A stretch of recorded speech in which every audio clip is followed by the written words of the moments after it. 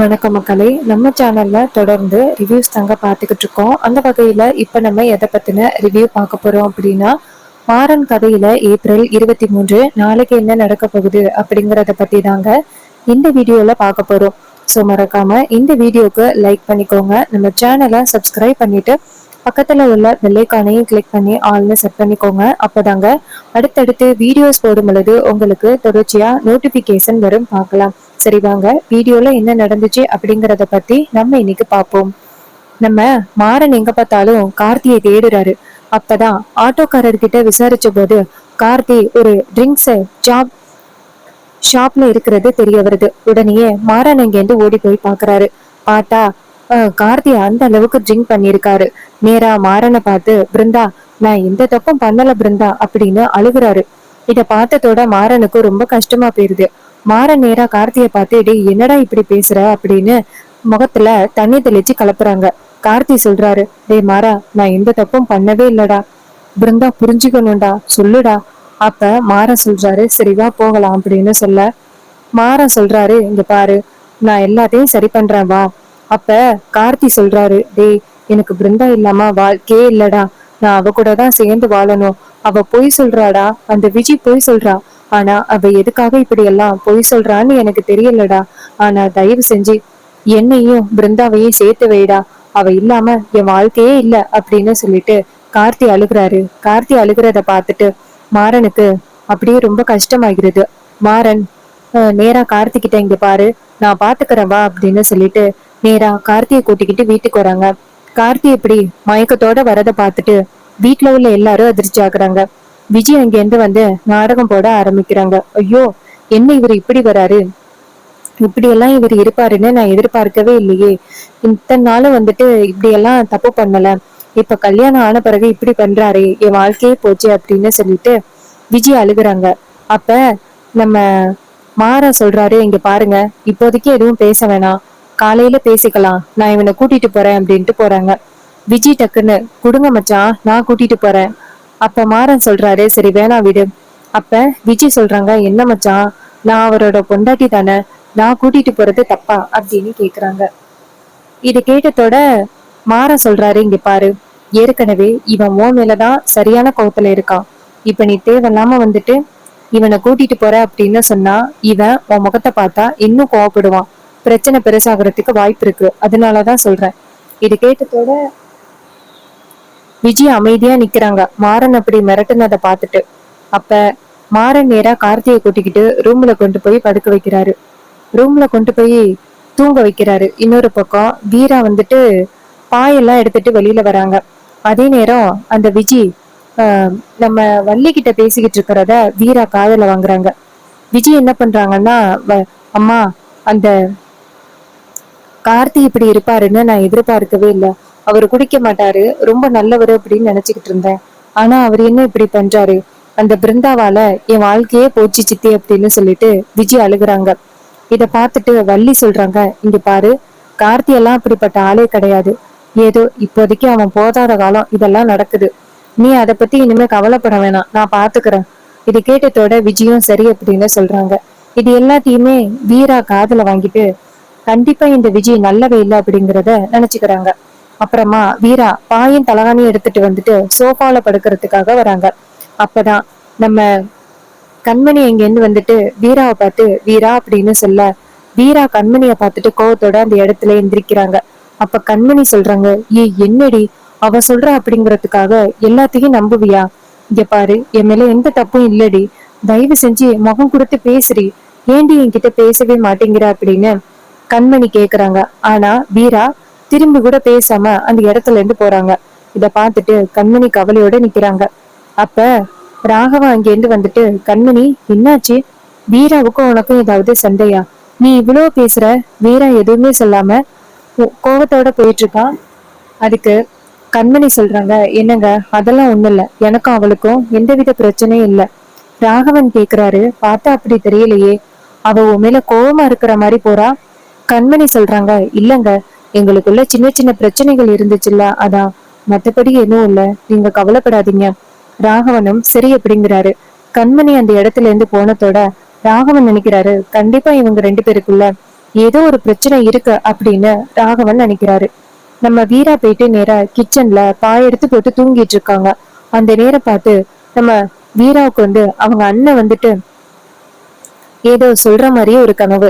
இங்க பாரு வீரா, இது ஒரு பிரச்சனை அப்படின்னு நினைக்காத. நீ இதுக்கு மேலதான் ரொம்ப தைரியமா இருக்கணும். இதுக்கப்புறம் நீ பெரிய பிரச்சனைய சமாளிக்க வேண்டிய சூழ்நிலை வரப்போகுது அப்படின்னு வீராவோட அண்ணன் சொல்றாரு. டக்குன்னு கண்மணி வீரா கண்முழிக்கிறாங்க. கண்முழிச்சு 4 பக்கமும் பாக்குறாங்க. பாத்துட்டு அண்ணன் அப்படின்னு சொல்றாங்க. அப்பதான் வீரா நினைக்கிறாங்க, ஓ கனவு கண்டமா, அண்ணன் எதுக்காக இப்படி என்ன சொன்னாரு, இதுக்கு மேலதான் ஒரு பிரச்சனை வரப்போகுது, இனிமேதான் நீ தைரியமா இருக்கணும்னு சொன்னாரு. என்ன பிரச்சனை, ஐயோ கார்த்தி ஏதாவது பண்ணிட்டாரா அப்படின்ட்டு இங்க இருந்து போய் ரூம்ல பார்த்தா கார்த்தி தூங்கிட்டு இருக்காரு, மாறனும் தூங்கிட்டு இருக்காங்க. அடுத்ததா ஐயோ விஜய் அப்படின்ட்டு விஜயோட ரூம்ல போய் பாக்குறாங்க. பார்த்தா விஜயே நிம்மதியாதான் தூங்கிட்டு இருக்காங்க. இத பார்த்துட்டு வீராவுக்கு ரொம்ப அதிர்ச்சி. அண்ணன் என்னை ரொம்ப எச்சரிச்சாரு, ஒருவேளை ஏதாவது பிரச்சனை வரப்போகுதோ, என்ன பிரச்சனையா இருக்கும், ஏதோ ஒரு பெரிய பிரச்சனை வரப்போகுது, நீ தைரியமா இருக்கணும்னு அண்ணன் சொன்னாரு. அண்ணன் ஏதோ ஒரு விஷயத்துக்காக என்னை எச்சரிக்கிறாரு, என்னன்னு தெரியலையே அப்படின்னு வீரா ரொம்ப பயத்துல இருக்காங்க. அதுக்கப்புறம் ஒரு நாள் காலை பொழுது விடியுது. அப்ப மாறன் நேரா அந்த கார்த்தி கிட்ட பேசுறாங்க. கார்த்தி, என் மேல நம்பிக்கை இருக்காடா? கார்த்தி சொல்றாரு, நம்பிக்கை இருக்கு மாறா. மாறன் சொல்றாரு, இங்க பாரு, இனிமே நீ குடியில கை வைக்கவே கூடாது. கார்த்தி சொல்றாரு, நான் வைக்க மாட்டேன் மாறா, ஆனா என்னால பிருந்தாவை விட்டுட்டு வாழவே முடியாது. அவ இல்லைன்னா நான் உயிரோடவே இருக்க மாட்டேன்டா மாறா அப்படின்னு அழுகுறாங்க. மாறன் கார்த்தியோட கைய பிடிச்சு, இங்க பாரு, நான் இன்னைக்கு ஒரு செயலை செய்ய சொல்லுவேன், நீ கண்டிப்பா செய்யணும். கார்த்தி கேக்குறாரு, என்னன்னு சொல்லுடா, கண்டிப்பா செய்யறேன். மாறன் சொல்றாரு, இங்க பாரு, நீ பிருந்தாவோட கழுத்துல தாலி கட்டணும். அதான் விஜய தொடவே இல்லைன்னு சொல்லிட்டியல்ல, அப்புறம் என்ன, நீ பிருந்தாவோட கழுத்துல தாலி கட்டு. அதுக்கப்புறம் என்ன நடந்தாலும் நான் பாத்துக்கிறேன். இது கேட்டதோட அந்த கார்த்தி சொல்றாரு, சரிடா, நான் கண்டிப்பா பிருந்தாவோட கழுத்துல தாலி கட்டுறேன்.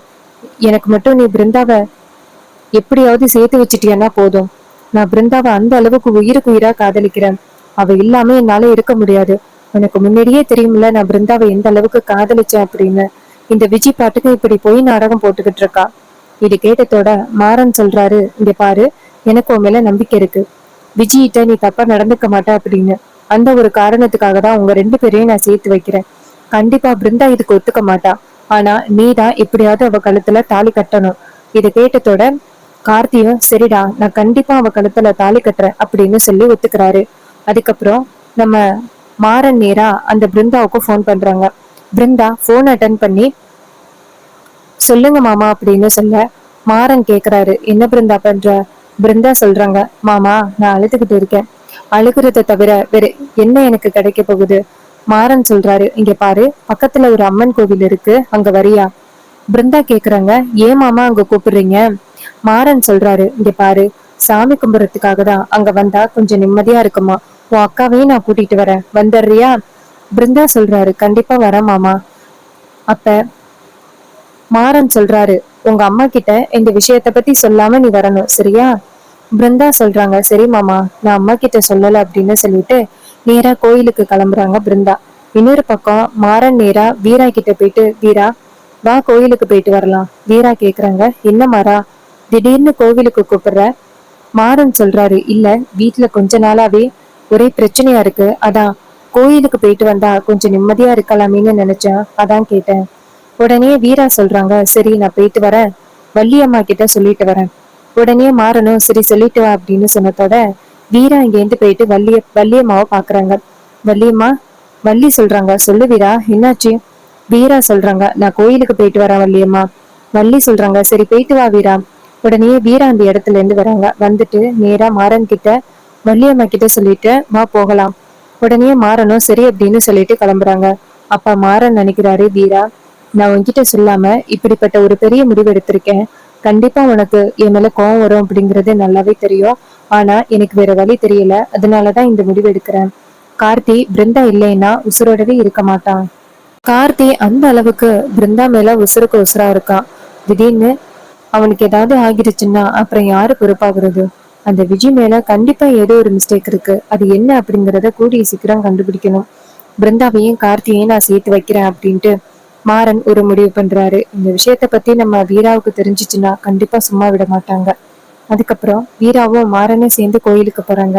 அங்க ஏற்கனவே பிருந்தா இருக்கிறத பார்த்துட்டு நம்ம வீரா ஓடி வந்து, பிருந்தா, என்ன பிருந்தா கோவில்ல இருக்க? பிருந்தா சொல்றாங்க, மாமா தான் என்ன கோயிலுக்கு வர சொன்னாரு. அதே நேரத்துல கார்த்தியா அந்த இடத்துக்கு வராரு. கார்த்தியை பார்த்ததோட வீரா அதிர்ச்சியாகி, கார்த்தி, நீங்க இங்க என்ன பண்றீங்க? அப்ப கார்த்தி சொல்றாரு, நான் பிருந்தா கிட்ட மன்னிப்பு கேட்கணும். அப்ப வீரா சொல்றாங்க, இங்க பாருங்க கார்த்திக், உங்களுக்கு விஜி கூட கல்யாணம் ஆகிட்டு. என்ன நடந்தாலும் சரி, இனிமே விஜி தான் உங்களோட ஒய்ஃப். இதுல எந்தவித மாற்றமும் இல்ல. இந்த மாதிரி நீங்க பிருந்தாவை வந்து சந்திச்சீங்கன்னா இவளோட லைஃப் ரொம்ப பாதிக்கப்படும். இவளோட லைஃப் நல்லா இருக்கணும் அப்படின்னு நீங்க நினைக்கிறீங்கல்ல, இவன் என்னைக்குமே கஷ்டப்படக்கூடாது அப்படின்னு நீங்க நினைக்கிறீங்கல்ல, அப்படின்னா இனிமே நீங்க இவளை வந்து சந்திக்க கூடாது. இங்க பாருங்க, பிருந்தா நல்லபடியா சந்தோஷமா இருக்கணும் அப்படின்னா நீங்க உங்களோட லைஃப பாத்துக்கோங்க. விஜய் தான் இனிமே உங்களோட ஒய்ஃப். அத்தனை பேருக்கு முன்னாடி விஜயோட கழுத்துலதான் நீங்க தாலி கட்டி இருக்கீங்க. அதனால இனிமே பிருந்தாவை பத்தி யோசிக்காதீங்க. பிருந்தாவை பத்தி யோசிச்சீங்கன்னா இனிமே பிருந்தாவோட லைஃபுக்கு தான் ரொம்ப பாதிப்பு வரும். சரியா? இது கேட்டதோட கார்த்தி சொல்றாரு, சரி, நான் பிருந்தா கிட்ட மட்டும் கொஞ்சம் பேசிக்கிறேன். அப்ப விஜய் சொல்றாங்க, வீரா சொல்றாங்க, சரி பேசுங்க அப்படின்னு சொல்றாங்க. அப்ப கார்த்தி நேரா பிருந்தாவை பார்த்து, இங்க பாரு பிருந்தா, என் மேல உனக்கு நம்பிக்கை இருக்கா இல்லையா? நான் விஜய் கிட்ட தப்பா நடந்துப்பேன்னு உனக்கு தோணுதா? அப்ப பிருந்தா நேரா கார்த்தியை பார்த்து, இங்க பாருங்க, நீங்க கண்டிப்பா அப்படிப்பட்ட ஒரு தப்பு பண்ணிருக்க மாட்டீங்க அப்படின்னு எனக்கு நம்பிக்கை இருக்கு. அப்ப கார்த்தி சொல்றாரு, இது போதும் பிருந்தா, இதை தவிர்த்து எனக்கு வேற எந்த வார்த்தையும் தேவையே இல்லை. அப்ப பிருந்தா சொல்றாங்க, சரிங்க. அப்ப கார்த்தி சொல்றாரு, இங்க பாரு, உன்னை தவிர எனக்கு வேற யாருமே ஒய்ஃப் கிடையாது. நீதான் எனக்கு எப்பவுமே பொண்டாட்டி. அப்ப நம்ம வீரா சொல்றாங்க, இங்க பாருங்க கார்த்தி, நான் உங்ககிட்ட என்ன சொன்னேன்? பழைய விஷயங்கள் எல்லாத்தையுமே மறந்துருங்க. அதுதான் உங்களுக்கு நல்லது. அப்பதான் பிருந்தாவோட லைஃப் நல்லா இருக்கும். அப்ப நம்ம கார்த்தி சொல்றாரு, சரி வீரா அப்படின்னு. அப்ப வீரா சொல்றாங்க, இங்க பாருங்க, இனிமே உங்களோட லைஃப்ல எந்தவித கஷ்டமும் வரக்கூடாது அப்படின்னு நான் போயிட்டு சாமி கும்பிடுறேன் அப்படின்ட்டு வீரா போயிட்டு சாமி கும்பிடுறாங்க. அப்ப மாறன் நேரா கார்த்திய பார்த்து, கற்றா தாலி அப்படின்னு சொன்னதோட நம்ம கார்த்தி நேரா தாலி எடுத்துட்டு வராரு. எடுத்துட்டு வந்து பிருந்தாவோட கழுத்துல தாலி கட்டுறாரு. இன்னொரு பக்கம் வீரா வந்துட்டு சாமி கும்பிட்டுட்டு, இது மாதிரி பிருந்தாவோட லைஃப்ல இனிமே எந்த ஆபத்து வரக்கூடாது அப்படின்னு சொல்லிட்டு திரும்பி பார்த்தா கார்த்தி பிருந்தாவோட கழுத்துல தாலி கட்டிக்கிட்டு இருக்கிறத பார்த்துட்டு வீரா ரொம்ப அதிர்ச்சி ஆகுறாங்க. ஓடி வந்து கார்த்தி என்ன பண்றீங்க அப்படின்னு கேட்க, கார்த்தி 3 முடிச்சும் பிருந்தாவுக்கு போட்டுறாரு. அப்ப ஐயர் அங்கேருந்து வந்துட்டு, கோவில் சன்னதியில இந்த கல்யாணம் நடந்துருச்சு, இந்த கல்யாணத்தை இனிமே இல்லைன்னு சொல்ல முடியாது அப்படின்னு சொல்றாரு. அப்ப நம்ம கார்த்தி சொல்றாரு, இங்க பாரு வீரா, நான் பிருந்தாவோட கழுத்துல தாலி கட்டிட்டேன். இனிமே பிருந்தா தான் என்னோட ஒய்ஃப். இதுல எந்த வித மாற்றமும் இல்ல. பிருந்தாவை தவிர்த்து நான் வந்துட்டு இனிமே யாரையும் என் பொண்டாட்டியே ஏத்துக்க மாட்டேன் அப்படின்னு சொல்றாரு. அப்ப வீரா சொல்றாங்க, பிருந்தா, என்ன காரியம் பண்ணிட்டடி? அப்ப பிருந்தா சொல்றாங்க, அக்கா, நான் என்னக்கா பண்றது? அப்ப கார்த்தி சொல்றாரு, இங்க பாரு வீரா, என்னோட பிருந்தாவே என் மேல எந்த தப்பும் இல்லை அப்படின்னு சொல்லிட்டா. அப்படி இருக்கையில நான் எதுக்காக அந்த விஜி கூட வாழணும்? விஜி திட்டம் போட்டு இந்த வீட்டுக்குள்ள வந்திருக்கா. ஆனா ஒன்னு சொல்றேன் வீரா, அந்த விஜி இந்த வீட்டுக்குள்ள வந்து இப்படிப்பட்ட ஒரு காரியத்தை எல்லாம் பண்ணிக்கிட்டு இருக்கா அப்படின்னா கண்டிப்பா அவளோட நோக்கம் வேற என்னமோ. அத முதல்ல கண்டுபிடி. எங்க காதலை பிரிக்காத அப்படின்னு சொன்னதோட வீரா அதிர்ச்சி ஆகுறாங்க. மாறன் நேரா கார்த்தியை பார்த்து, சரிவா வீட்டுக்கு போகலாம் அப்படின்னு சொன்னதோட வீரா நேரா மாறனை பார்த்து, அப்ப இதுலயும் உனக்கு உடன்பாடு இருக்கா அப்படின்னு. அப்ப மாறன் சொல்றாரு, நான் தான் கார்த்திய பிருந்தாவுக்கு தாலி கட்ட சொன்னேன். வீரா கேக்குறாங்க, உன் புத்திய மட்டும் எப்பவும் மாத்த மாட்டியே? இதை கேட்டதோட மாறன் சொல்றாரு, இங்க பாரு, அவன் உயிரோட இருக்க மாட்டேன் அப்படின்னு சொல்லி கத்தி கதறான். அவனை பார்த்துட்டு என்னால இருக்க முடியுமா? என்னை பொறுத்த வரைக்கும் கண்டிப்பா அந்த விஜி ஏதோ ஒரு தப்பு பண்றா. அதனாலதான் அவ இப்படி எல்லாம் பண்ணிக்கிட்டு இருக்கா. இங்க பாரு வீரா, ஃபர்ஸ்ட் அவ மேல என்ன தப்பு இருக்கு அப்படிங்கறத கண்டுபிடி அப்படின்னு சொல்லிட்டு, கார்த்தி வாடா வீட்டுக்கு போகலாம் அப்படின்னு கார்த்தியையும் பிருந்தாவையும் கூட்டிக்கிட்டு வீட்டுக்கு போறாங்க. இத பார்த்துட்டு வீரா ரொம்ப அதிர்ச்சி ஆகுறாங்க. அப்பதான் வீராவுக்கு தோணுது, இது நைட்டு அண்ணன் இப்பதான் தைரியமா இருக்கணும், இதை விட பெரிய விஷயங்களை எல்லாம் சமாளிக்க வேண்டி இருக்கு அப்படின்னு அண்ணன் சொன்னது யோசனைக்கு வருது நம்ம வீராவுக்கு. இன்னொரு பக்கம் நம்ம கார்த்தி பிருந்தாவை கூட்டிக்கிட்டு வீட்டுக்கு போறாரு. அங்க போயிட்டு பிருந்தாவை கூட்டிக்கிட்டு காரை விட்டு இறங்குறாரு. அதே நேரத்துல விஜய் வெளியில நிக்கிறாங்க. இத பார்த்ததோட அதிர்ச்சியாகி ஐயோ ஐயோ அப்படின்னு கத்துறாங்க. வெளியில சத்தம் கேட்டதோட வீட்டுக்குள்ள உள்ளவங்க எல்லாரும் வெளியில வராங்க. வெளியில வந்து பார்த்தா பிருந்தா தாலி கட்டினத்தோட வந்து நிக்கிறாங்க. இத பார்த்ததோட நம்ம வள்ளி ரொம்ப அதிர்ச்சியாகி, என்ன நடக்குது கார்த்தி? என்ன காரியம்டா பண்ணிருக்க? வீட்டுல ஒரு பொண்ணுக்கு தாலி கட்டி வச்சுட்டு இன்னொருத்திய கல்யாணம் பண்ணி கூட்டிட்டு வந்திருக்க. கார்த்தி சொல்றாரு, இங்க பாருங்க வள்ளியம் அத்தை, எனக்கு விஜிக்கும் எந்தவித சம்மந்தமும் இல்ல. அவ பொய் சொல்லிக்கிட்டு இருக்கா. அதுக்கு வள்ளி சொல்றாங்க, இங்க பாருடா கார்த்தி, என்னடா பேசுற? அத்தனை பேருக்கு முன்னாடி சபையில விஜயோட கழுத்துல தாலி கட்டிட்டு இப்ப ஒண்ணுமே தெரியாத மாதிரி பேசுற. அப்ப கார்த்தி சொல்றாரு, அத்தை, அவ பொய் சொல்லி இந்த வீட்டுக்குள்ள வந்திருக்கா. அதை யாரும் கேட்க மாட்டீங்களா? அப்ப நம்ம வீராவும் வராங்க. வீராவை பார்த்ததோட நம்ம விஜய் நேரா, பாத்தீங்களா அம்மா சித்தி, இது எல்லாத்துக்கும் காரணம் அந்த வீராதான். வீராதான கோயிலுக்கு போறேன்னு சொன்னது. நைஸா கோயிலுக்கு போயிட்டு அவ தங்கச்சிக்கும் இந்த கார்த்திக்கும் கல்யாணத்தை முடிச்சுட்டாங்க. எனக்கு தான் அப்பவே தெரியுமே, இந்த கார்த்தி வீரா சொல்றத அப்படியே கேட்பாரு அப்படின்னு. இது எல்லாத்துக்கும் காரணம் வீராதான் அப்படின்னு சொன்னதோட வள்ளி எங்கேருந்து வந்துட்டு நேரா வீராவை பார்த்து, கடைசியில கழுத்தையே புடிச்சிட்டியல்ல. இது கேட்டதோட வள்ளி சொல்றாங்க, இங்க பாரு வீரா, உன் மேல நான் எவ்வளவு நம்பிக்கை வச்சிருந்தேன், கடைசியில நம்பிக்கையை அழிச்சிட்டியல்ல. வீரா சொல்றாங்க, வள்ளியம்மா என்ன பேசுறீங்க வள்ளியம்மா? இது கல்யாணத்துக்கும் எனக்கும் சம்மந்தம் இருக்குன்னு சொல்றீங்களா? அதுக்கு வள்ளி சொல்றாங்க, பார்த்தா அப்படித்தானே தெரியுது. விஜய் சொல்றாங்க, சித்தி பாத்தீங்களா, வீட்டுக்குள்ளே இருந்துட்டு எப்பேற்பட்ட ஒரு காரியத்தை பண்ணிருக்காங்கன்னு. அவங்களோட தங்கச்சி வாழ்க்கை போக கூடாதா, அதுக்காக என் வாழ்க்கையை கேள்விக்குறியாக்கிட்டாங்க. அவரு பிருந்தா பிருந்தானதான் பின்னாடியே சுத்திக்கிட்டு இருப்பாரு. இப்ப தாலிய வேற கட்டிட்டாரே, இனிமே என்ன திரும்பி கூட பார்க்க மாட்டாரு. என் வாழ்க்கை போச்சு அவ்வளவுதான் அப்படின்னு சொல்லி விஜய் கத்தி கதறி அழுகுறாங்க. ராமச்சந்திர கார்த்தி அடிக்கிறாரு, ஏன்டா இப்படிப்பட்ட ஒரு காரியத்தை பண்ண அப்படின்னு. இன்னொரு பக்கம் கண்மணி வெளியில வராங்க. வெளியில வந்து பார்த்தா பிருந்தா தாலியும் கழுத்தமா நின்னுகிட்டு இருக்கிறத பார்த்துட்டு கண்மணி சரியான கோவத்துல இங்கேருந்து வந்துட்டு கார்த்தியை அடிக்கிறாங்க. டேய், நீ தங்கச்சியோட வாழ்க்கையை கேள்விக்குறி ஆக்கிட்டியேடா அப்படின்ட்டு அடிக்கிறாங்க. இத பார்த்துட்டு நம்ம வீராவும் அமைதியா நிக்கிறாங்க. கண்மணி நேரா வீராவை பார்த்து, போதுமாடி, இதை தானடி எதிர்பார்த்த நீ? அப்ப வீரா அமைதியா நிக்கிறாங்க. அப்ப ராகவ நேரா கார்த்திய பார்த்து, ஏன்டா இப்படி பண்ண அப்படின்னு கேக்குறாங்க. அப்ப டக்குன்னு மாறன் அந்த இடத்துக்கு வந்துட்டு, இங்க பாருங்க, எல்லாரும் கொஞ்சம் நிறுத்துறீங்களா? வீரா மேல எந்த தப்பும் இல்ல, நான் தான் இவங்க ரெண்டு பேருக்கும் கல்யாணத்தை பண்ணி வச்சேன் அப்படின்னு மாறன் ஒத்துக்கிறாரு. இதை கேட்டதோட ராமச்சந்திர ரொம்ப அதிர்ச்சி ஆகுறாரு. ராமச்சந்திர அந்த மாறனை பார்த்து, இங்க பாரு, நீ இந்த பொழப்ப மட்டும் என்னைக்கு மாத்த மாட்டியல்ல. நீ எப்படி வந்துட்டு வீராவுக்கு தாலி கட்டினியோ அதே மாதிரி எல்லாரோட கல்யாணமும் இருக்கணும்னு நினைச்சிட்டு இருக்கியாடா? இப்படி குடும்ப மானத்தை வாங்கிட்டியே அப்படின்னு சொல்லிட்டு ராமச்சந்திரன் திட்டுறாரு. சோ இந்த எபிசோடு உங்களுக்கு பிடிச்சிருந்துச்சு அப்படின்னா இந்த வீடியோவுக்கு மறக்காம லைக் பண்ணிக்கோங்க. இந்த சேனலை சப்ஸ்கிரைப் பண்ணிட்டு பக்கத்துல உள்ள பெல் ஐகானையும் கிளிக் பண்ணி ஆல்னு செட் பண்ணிக்கோங்க. அப்பதாங்க அடுத்தடுத்து வீடியோஸ் போடும்பொழுது உங்களுக்கு தொடர்ச்சியா நோட்டிபிகேஷன் வரும், பார்க்கலாம். தேங்க்யூ ஃபார் வாட்சிங்.